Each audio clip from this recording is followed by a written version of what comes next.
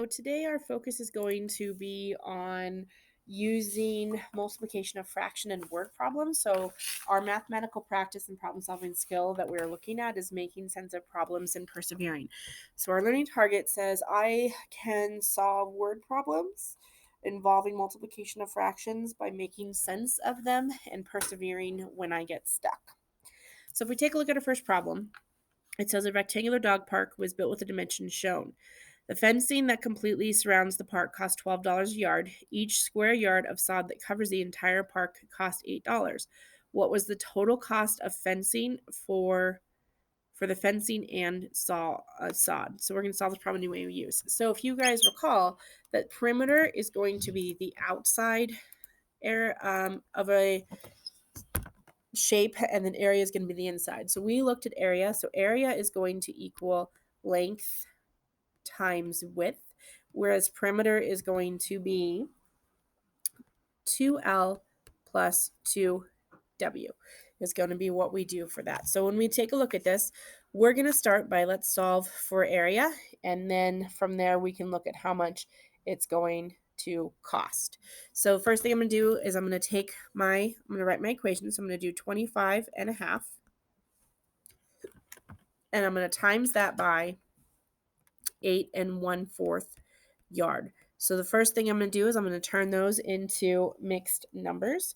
And so when I turn those into mixed numbers, 2 times 25 is 50 plus 1 is 51 halves, times 4 times 8 is going to be 32 plus 1 is going to be 33 fourths.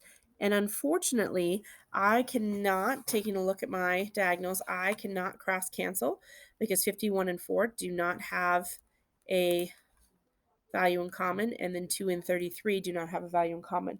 So it's going to be, when I multiply those together, I'm going to end up with 1,683 over 8. And then I need to simplify that. And so when I simplify that, I'm going to do 1,683. 8 goes into 16 twice. That's 16. Subtract 0. Bring down the 8. 8 goes into 8 one time. So that's going to be 8. Subtract. Bring down my 0. Bring down the 3. 8 goes into 3 0 times. So I end up with 210 and 3/8 as my remainder. And so what I'm going to do with that is I'm going to take my 210 and 3/8, and I need to multiply that by 12. And so let me get rid of my work over here. Make you really big so I can get rid of you very quickly. Make you go back to small so I can write. So then I'm going to take this value and I'm going to multiply it by the cost of fencing, which was $12. And so when I multiply this over 12, again, I'm going to take this value, the 1,683, and I'm going to multiply that by 12 and divide by, I'm sorry, I'm looking at side. I'm going to multiply that by 8, not by 12. So I'm going to multiply this by 8 because I'm not looking at fencing. I'm looking at the cost of sod. So I'm going to multiply this times 8 over 1. And so if I come back over here, and I set up my problem. So I have 1,638 eighths times 8 over 1. This is going to cancel each other out. They're going to be 1. So my cost of sod is going to be $1,683. That's the cost of sod. Okay. So there's my work there. So I'm going to just go ahead and clear this out. And then I'm going to write down that I have 1,683 is the cost of sod. Now, to find fencing, what I need to do is I need to add these together. So I'm going to add 25, and I'm just going to go ahead and make it 2/4 and 25 and 2/4. And the reason I did that is because it's very easy to now just add my fractions together because I have 2/4 plus 2/4 plus 1/4 plus 1/4. So 2 plus 2 is 4 plus 1 is 5 plus 1 is 6. So I have 6/4. And then 25 and 25 is going to be 50. 8 and 8 is going to be 16. So I have 60 6 6/4, which is equal to 67 1/4. And so I'm going to take the 67 1/4 and I need to multiply that by 12. And so I'm going to do 67 1/4 multiplied by 12 over 1. So my first step is to take the 67 and multiply that by 4. So I'm just going to come up here because I don't know what 67 times 4 is going to be. 4 times 7 is 28. I regroup the 2. 4 times 6 is 24 plus 2 is going to be 28. And so I have 288 plus 1. So it's going to be 289 fourths times 12 over 1. Cross cancel. This becomes a 1. This becomes a 3. And so now it's 289 times 3. So I do 289 times 3. 3 times 9 is 7. Regroup the 2. 3 times 8 is going to be 3 times 8 is going to be 24 plus 2 is going to be 26. Regroup the 2. 3 times 2 is going to be 6 plus 2 is going to be 8. So my cost for the fencing is going to be $867. And so my next step, that's a lot of work. So that's the cost of fencing. Okay. It says, what was the total cost for fencing and for sod? So I have one more step that I need to do. And the last step that I need to do is I'm going to add those two values together. And when I add those two values together, let me finish erasing my page, bring you back down to small. So I have 1,683 added to 867. I end up with 10. I regroup. 15. I regroup. 15. I regroup. So its total cost is going to be $2,550 for the cost of fencing and for sod.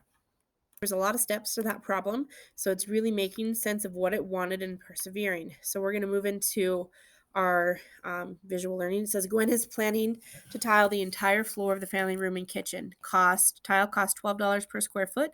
What is the total cost of tiling the family room and kitchen floors? So we're finding the area. So to find the area, I'm going to first multiply 13.5 by 17 1/3. So notice that 13.5 and 17 1/3, they did not cross cancel. If you look here, I can absolutely cross cancel. So I'm going to set that problem up and show you what that would look like if I cross cancel. So I had 52 times 27 over 3 times 2. And what that's going to give me when I cross cancel, 52 and 2, this becomes 1. Half of 52 is 26. This becomes 9. This becomes 1. Now I'm looking at what 26 times 9 is, and we'll see if it ends up being 234 square feet. 9 times 6 is 54. I regroup the 5. 9 times 2 is going to be 18 plus 5 is going to be 23. So I end up with 234 feet squared. So notice I did the same thing, but instead of dividing by 6, I'm able to just end up with 234 because I just had to multiply 26 times 9. And then I do the same thing for the area of the kitchen. And so the area of the kitchen, they've set the problem up for me. So it ends up being 12 over 1 times 43 over 4.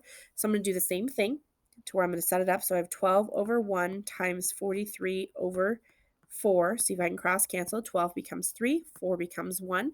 And now it's 43 times 3. So we'll just check our work here. 3 times 3 is 9. 3 times 4 is 129 square feet. So either way, I use those unit of measurements work. And then my next step is going to be to add those two together. And then that will tell me the total cost of, and then I have to multiply that by 12. So I do 234 plus 129. 9 and 4 is going to make 13. I regroup. 1, 3, and 2 make 6. 1 and 2 make 3. So I have 363. And I'm going to take that and I'm going to multiply that times 12. And when I multiply that by 12, you see that we end up with $4,356 as my total cost. So again, I'm doing lots of multi-step problems where I'm having to solve for these problems. Okay. So if we take a look at our next one, it says, how much more does it cost to tile the family room than the kitchen floor? So I'm going to take the 234 feet and I'm going to multiply that by 12. So when I do 234 and I multiply that by 12, I am, before I even multiply that by 12, I'm going to make this a little simpler. So what I'm going to do is I'm going to do 234 and I'm going to subtract that from 129. And when I get that, I have 105. I'm going to take that 105 and I multiply that by 12 because the reason I subtracted is it gives me the difference. And it says, how much more does it cost to tile the family room floor than the kitchen floor? So instead of finding the area or how much it cost for the family room and how much it costs for the kitchen, I'm just going to find the difference and find how much it costs. And when I get this, I end up with $1,260 more is what it's going to cost to tile the family room than the kitchen. Okay, let's move into our next problems. A trivia contest on Mondays, Wednesdays, and Fridays. You have 1.5 hours to submit an answer. On Tuesdays and Thursdays, you have 1 1/4 hours. On Saturdays and Sundays, you only have 3/4 of an hour. How many hours each week do you have to submit an answer? So we're going to estimate the total hours each week we have to submit an answer, write an equation to show our work. So here's what I'm going to do is Mondays, Wednesdays, and Fridays. That's 3 days. So I'm going to do 3 times 2 because I rounded 1.5 times up to the nearest whole number. Tuesdays and Thursdays, I have 1 1/4 hours. So that's going to be 2 times 1. I'm going to add those together. And then I have 3/4 an hour on Saturday and Sunday, which is going to be 2 times 1. I'm going to add those together. And I end up with 3 times 2 is 6. So I end up with 6 plus 2 plus 2, which equals 10 hours. So my answer should be somewhere around 10 hours. Okay. Write an equation using multiplication and a variable to represent the problem, then solve the equation and answer the question. So now I'm going to go back and I'm going to do H equals, for a total number of hours, 3 times 1 1/2 plus 2 times 1 1/4 plus 2 times 3/4, and then I'm going to solve. So 3 times 1 1/2 is going to be equal to 4.5, plus 2 times 1.5 is going to be equal to 2.5, plus 2 times 3/4 is going to be equal to 1 1/2. So H equals this, and now I add them together. 4.5 plus 2.5 is equal to 7, plus 1.5 is equal to 8.5 hours. So I noticed that I didn't go and do my work. I didn't show you my work. I just showed you my equations. You'll need to go through and do the work, turn them into improper fractions, and then multiply before you guys move into the adding part.